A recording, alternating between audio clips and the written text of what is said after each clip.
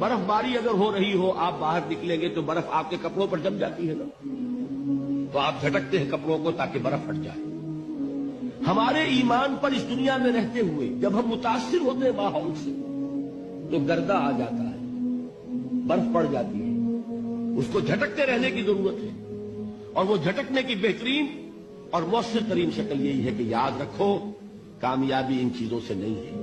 چمک دمک جو ہے دنیا کی، یہ ساری چمک دمک جو تمہیں رجھا رہی ہے، جو تمہیں اپنے اندر گم کیے ہوئے، یہ تم گم نہ ہو کر رہ جاؤ، اس میں مبہوت نہ ہو کر رہ جاؤ، مرعوب نہ ہو کر رہ جاؤ، دنیا ہی کی محبت تمہارے اوپر ڈیرے نہ ڈال دے، تمہارے دلوں کے اوپر مسلط نہ ہو جائے۔